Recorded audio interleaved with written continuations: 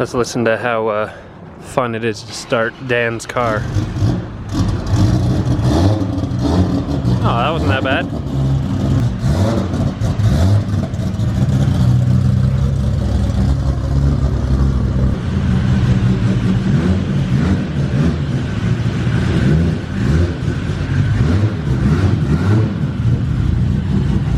So now that Dan's car is out of the shop, it is time to change the oil on the Viper for the first time.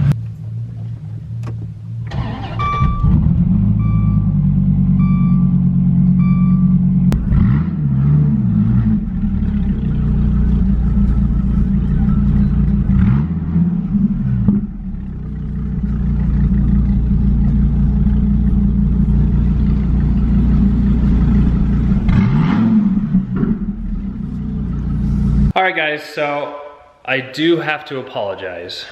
I have not posted in a few weeks. I know we were doing really well there for a little while. Even in SIV, I was posting every day on that weekend, so that was awesome. But the next weekend after that, I went on vacation, and then kind of the whole wing thing with the S2000, we still haven't gotten that resolved. They still haven't shipped the wing, so I'm waiting on that, waiting on the body kit. Kind of got into a little rut, so I haven't posted anything, but as you can see behind me, the Viper is in the shop right now, so we're gonna do a little bit of maintenance. So a little DIY. So this thing, I haven't changed the oil since I bought it. I've driven it a couple hundred miles, maybe pushing 1,000 miles, maybe.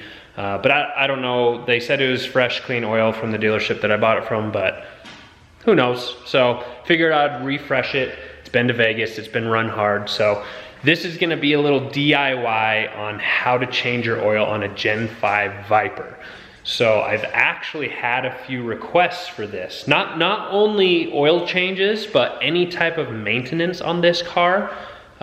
People have DM'd me and said, hey, any maintenance you do, just record a video. Even if it's something small and dumb, record a video, because there's not a lot of videos out there doing it. Which I can understand. I tore apart I wanted to see what the exhaust looked like, okay? Just to like maybe straight pipe it. So I took apart the side skirt, or the kick panel, or whatever you want to call that, I don't know. I took that apart, because you know it has the side exhaust, and underneath is just all paneling, so you can't really see the exhaust underneath. So I took it apart and pulled that off. But the process to pull that apart was insane. These cars are, it's just no joke. These cars are just fully built for the track. Everything is covered. So to change the oil on this thing, I know a lot of people just take it to the shop because it's a lot to deal with. I've never seen what the underside of this looks like, besides like bending down and looking underneath, but there's definitely paneling all underneath. Like you can't see any exhaust or anything like that. It is just flat. I tried to get it up on the lift to make it real easy, but this lift is not Viper friendly. My legs that I have on the lift there, they don't line up with the little jack points on the Viper, which really cool. On these Gen 5 Vipers, they have like this little triangular weld, pinch weld. It's not like the normal pinch weld that you'd lift on, you know, put on any other car. They actually put in, is like an afterthought, like, hey, let's also, not an afterthought, but they specifically put like heavy duty steel, like triangular notches or pieces of metal, whatever. They put it in there specifically for floor jacks or lifts to go right there. It's really cool. Even on the backside too. I put the floor jack in on the backside. There's a little square cutout right where there's a piece of frame underneath the paneling that you can jack up the rear end from that spot. So it's really cool. They definitely thought this thing through when they built it and designed it. But we're gonna do an oil change. What's crazy is, I mean, it's a big motor, yeah, 8.4 liter V10. Let me get this open. But the oil this thing takes, so I'm doing the 0W40. Oh, come on, focus. But Mobil 1, there's a lot of debate. Pennzoil was recommended, or I guess had the contract with, well, that's just not wanting to focus at all. Whatever. Pennzoil had the contract with the Gen 5 Vipers, so they have a lot of recommendations for Pennzoil. Mobil 1 used to be the recommendation, and it's this European car formula that everybody's using, or a lot of the Viper guys are using, the 040. But this thing, this hog takes 11 quarts of oil, so what is that? Like a little more than 2 gallons? Math. 11 quarts of oil. And then I got the Mopar. Gotta go Mopar filter. So, that's a lot of oil. I don't even know if I have a big enough tray to catch that oil. No, it should be okay. But I'm gonna go through and we're gonna kind of learn this together on how to change the oil in a Gen 5 Viper. So I'm gonna show you everything. I'm not gonna like make mistakes and cut them out later and make it look like it's all smooth. If I run into a mistake, if anything happens, I'll show you. So first things first, I need to get this thing up on jack stand so I can get underneath the front of it. So let's do that.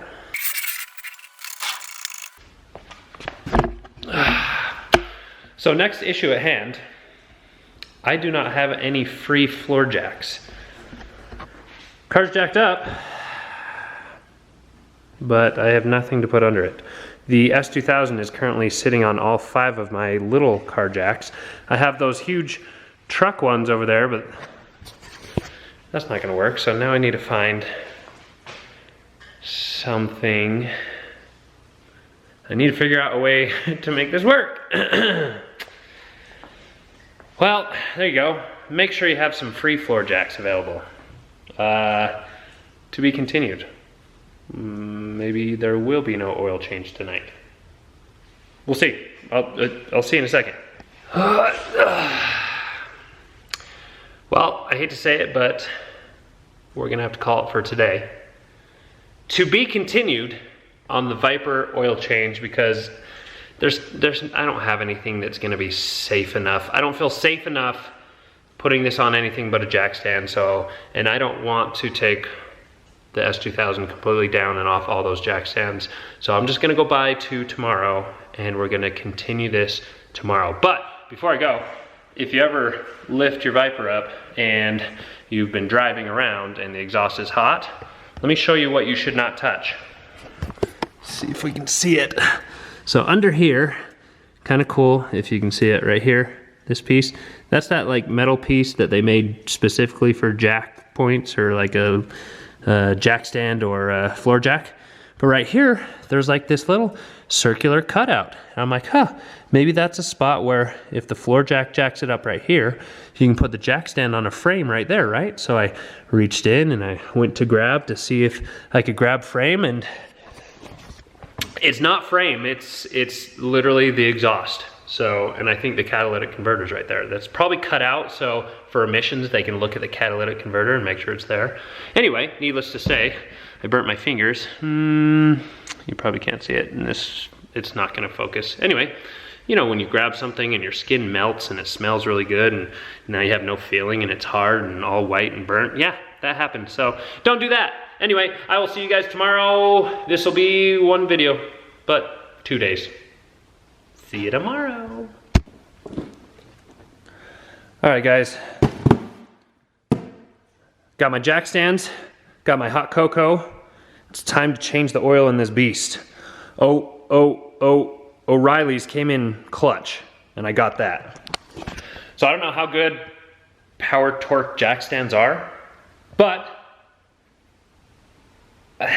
I did a little research. They have good reviews, better than Harbor Freight, kinda, I guess. I don't know. I feel better about these, okay? O'Reilly's came in clutch. I got them. I'm ready. I got my oil changing shoes on. I'm always in bare feet, okay? So don't judge me. I mow my lawn in bare feet. I whack my weeds in bare feet. It's just what I do. I'm more comfortable in bare feet. Oh, look at this beauty on the lift behind me. See, that fits on the lift, but this doesn't. Anyway, let's jack up the Viper. Let's get this oil change underway.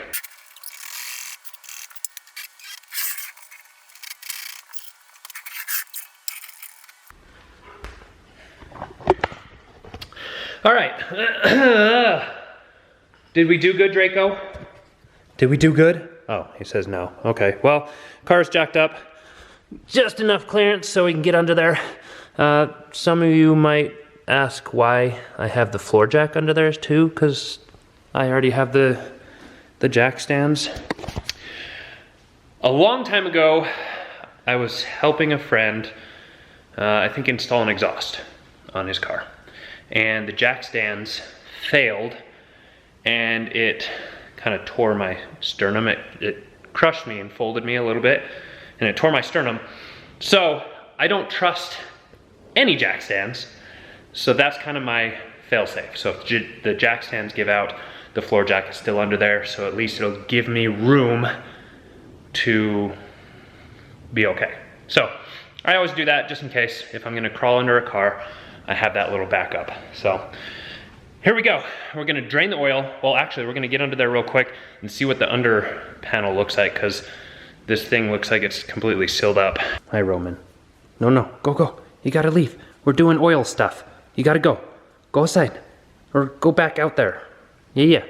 Go. Thank you. Thanks for checking in. All right, guys, let's slide under here. Ugh. So lots of paneling. All the way back. Oh, I see an oil filter at least. So that's nice. That's nice and easy. So as you can see right here, we got the oil filter, super simple. That's awesome. And do we have oil drain plug? Man, this is a big motor. Oh, is this it? Does anybody know? Is that the oil drain plug? Oh man, maybe. So filter, super simple. Maybe drain plug, which would be super simple. It's not labeled. Is anything over here? Anything down there? What is this? Oh, that's gonna be to the clutch. So, this?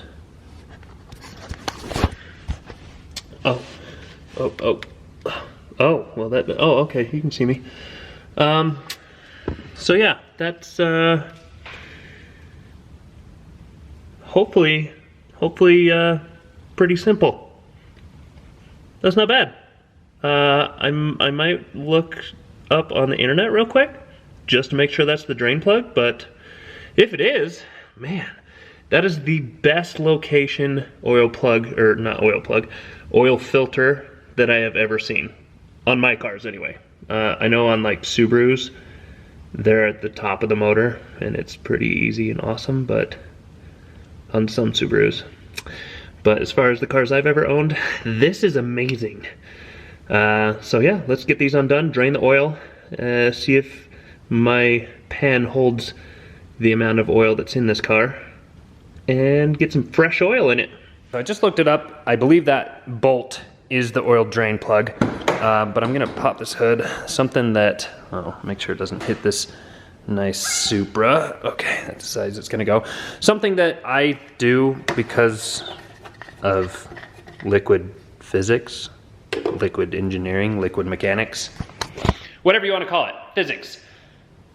I like to uncap the top because if there's airflow up from above, then it allows the oil to drain down. So take off the cap, why not? Just do it. And we're gonna go underneath, undo those, and see all the oil drain away. All right, here's my pan. Hopefully it's enough. And hopefully this was the right size wrench. Oh, I feel like 14 is very common, yes? Oh no. Man, what, 13 maybe? Maybe it's a 13. Attempt number 2. This is a 13.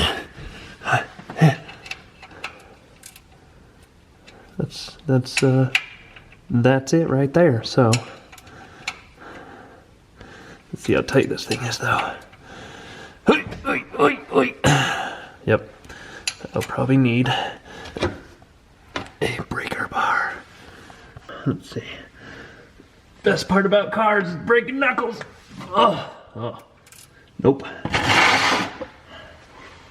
All right, everybody knows this trick, right? Maybe? Oh, other way, sorry. There we go. Extra leverage. Hoi. Oh, man.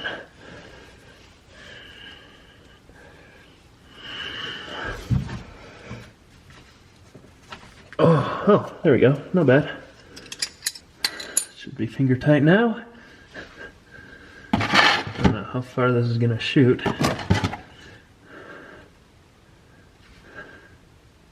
Yeah.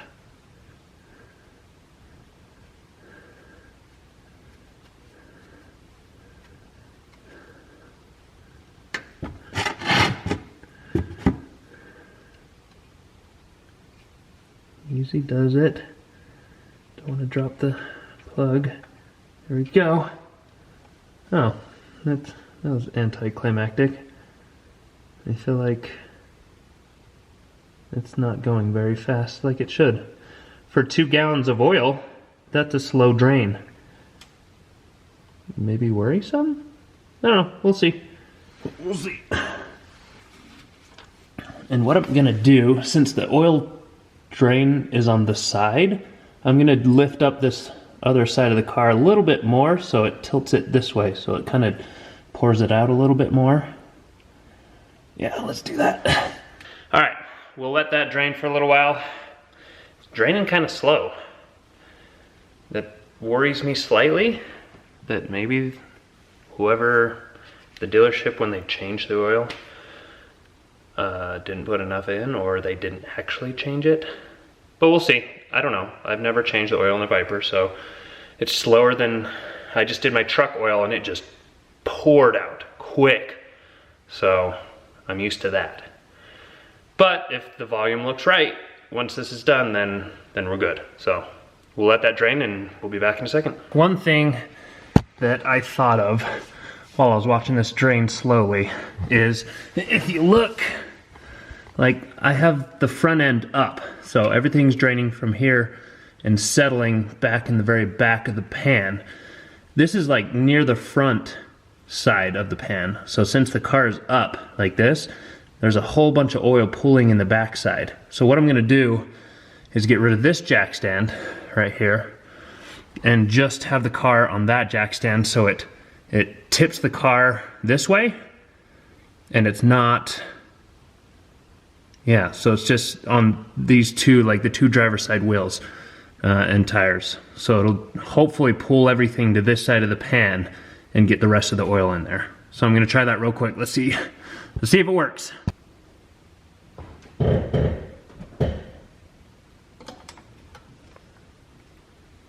Well, it definitely helped a little bit. I guess problem is the front of the car is still higher than the back. So I wonder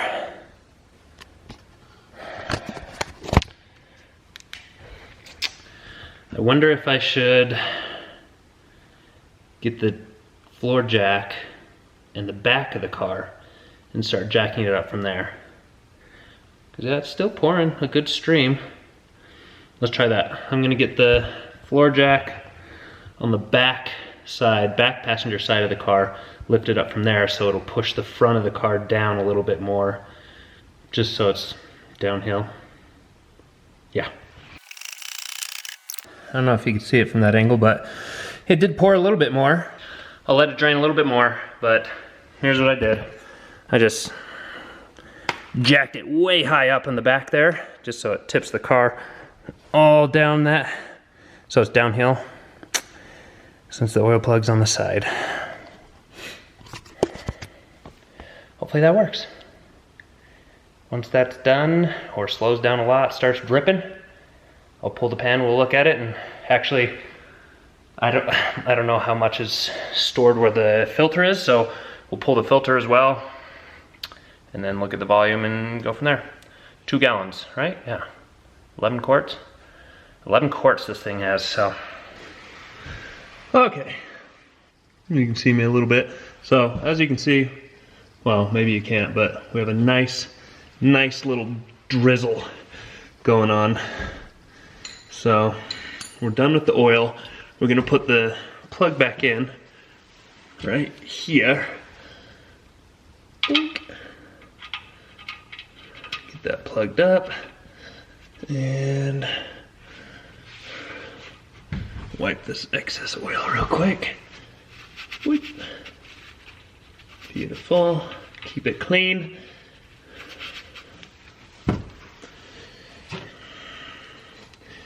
And such a tight squeeze. Tighten this up. Perfect. Okay, so now the oil pan supposedly drained. Now we got to work on this filter. Of all the filters that I deal with, I always run into issues. It's always so tight that I can't get it off, okay? So I have to like stab it with a screwdriver or take like channel locks and pretty much tear like it.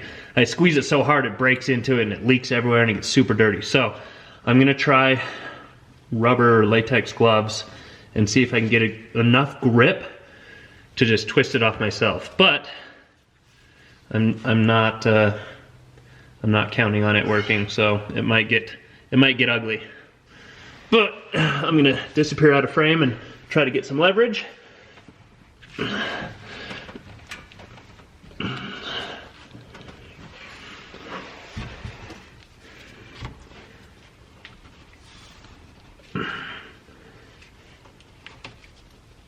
Oh, it's turning. That's good. Let's get this under it. And, oh, it was turning. Hey!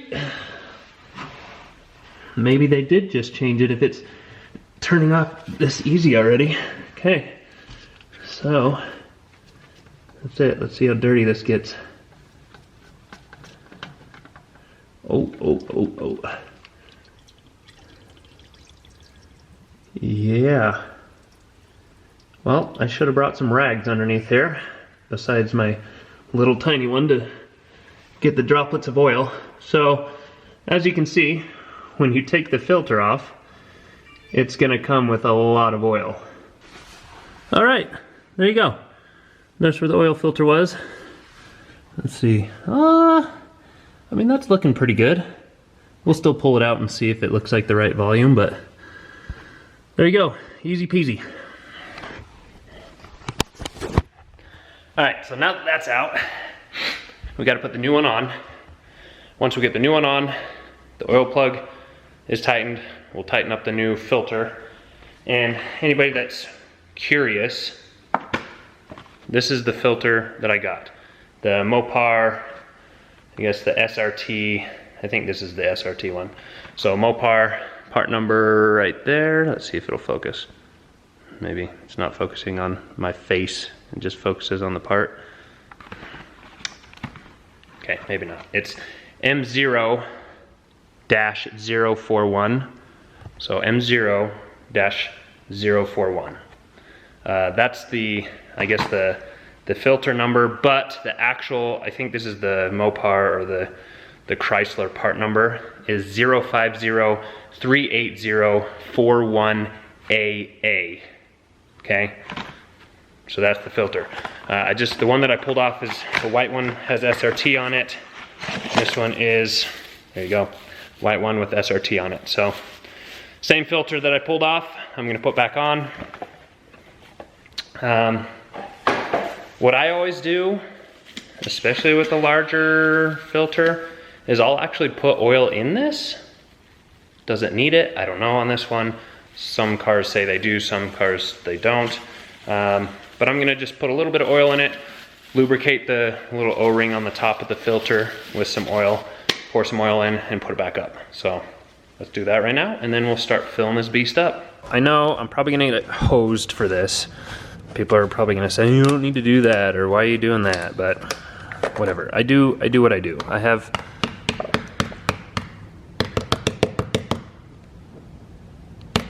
ow! Clearly that's not working. Wow, good job, Mobil 1. That's some strong foil. But yeah, I do what I do. I don't have many reasons, but it makes me feel better. So those of you that say I don't need to do this, great, don't do it.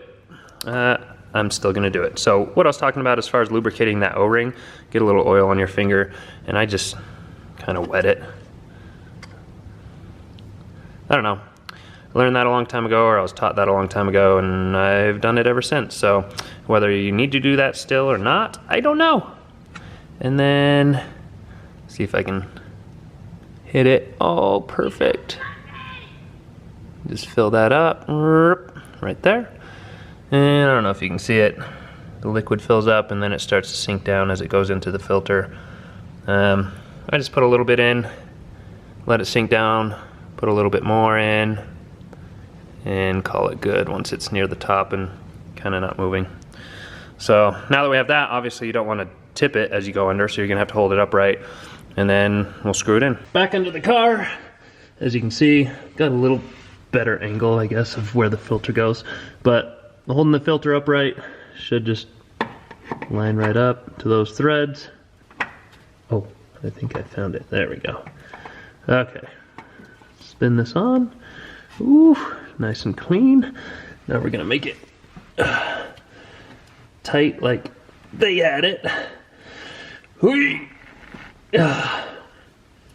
Hui. Perfect. So there you have it. That's how we had to do it.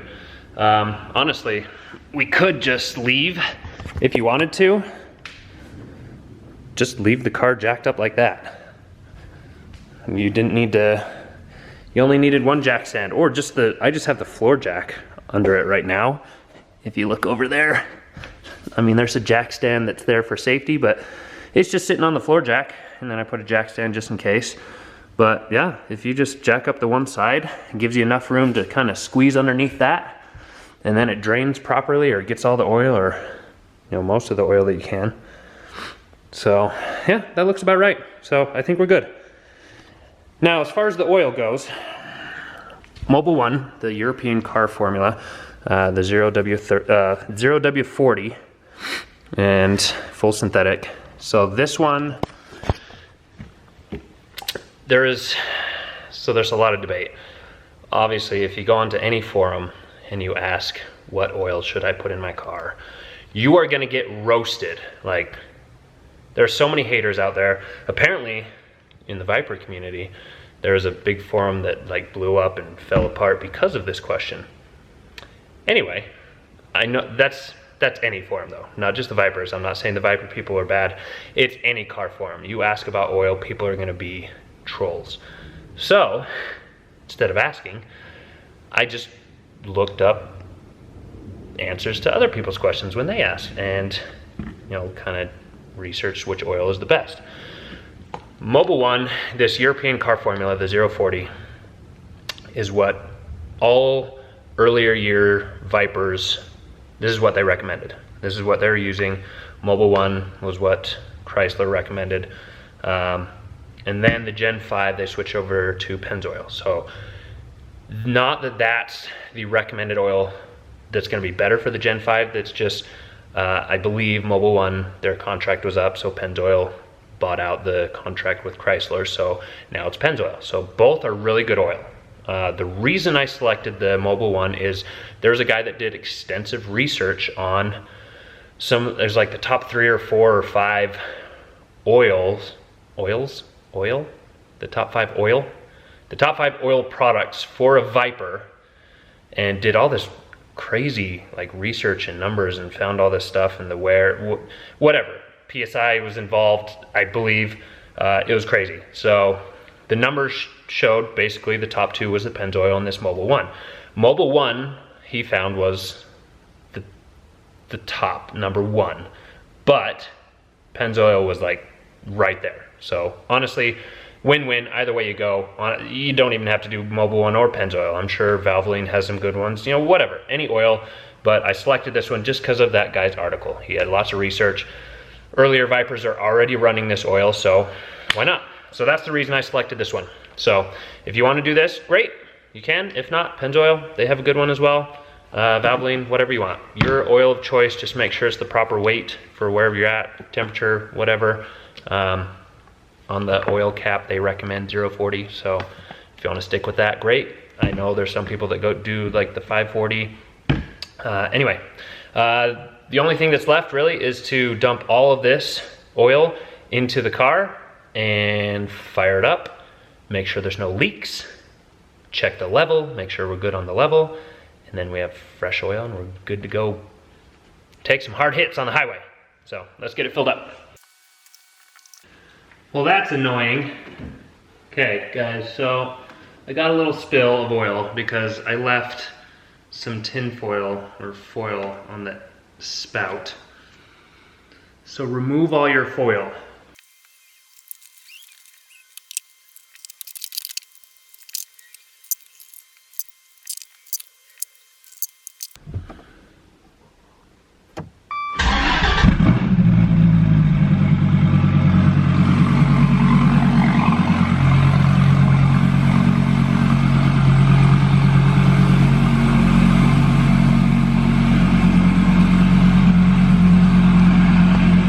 Sure sounds good, but I'm gonna let it run. It gets quieter. There we go. So I'm gonna let it run for like a minute. Just get the oil cycled through. What I like to do is check for leaks, just make sure I got everything sealed up underneath.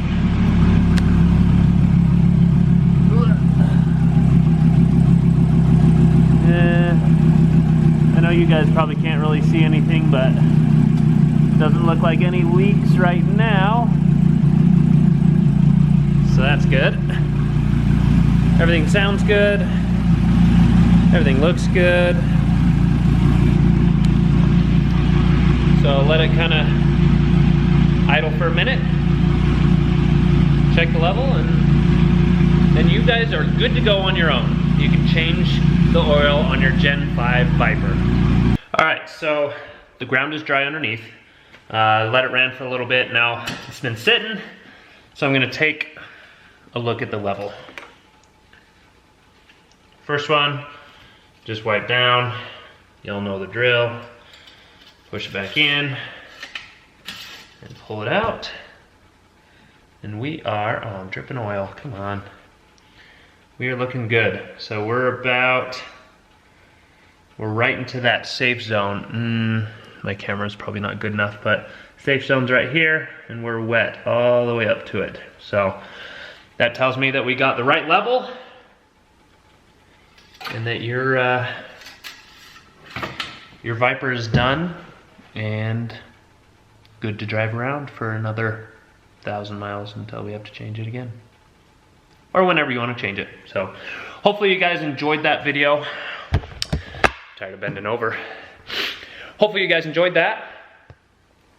That was my first time changing the oil in a Viper. Honestly, it's probably one of the easier cars than what I've owned. But if you liked what you saw, give me a big thumbs up, hit that subscribe button. More videos to come. I know I haven't posted for a while, but life gets in the way sometimes. So I'm gonna bring as much content as I can the next few weeks. But hopefully this helped one of you guys, so you're not afraid to try to change your oil in a Viper. It's not that bad. It's real simple. I think the hardest part was figuring out which oil I was gonna use. So I will see you guys in the next video. Let me know what you wanna see. What else do you wanna see done on the Viper? Any DIYs? Like, I'm gonna do brakes, so there's gonna be a brake video on how to change the brakes. Exhaust, we're gonna do a lot of stuff on this, so there's more to come, but let me know in the comments down below what you guys wanna see, and it doesn't even have to be on the Viper. We have the 240, we have the S2000, we have the truck, so let me know what you wanna see done, DIYs, fun, whatever, and I will see you guys in the next one.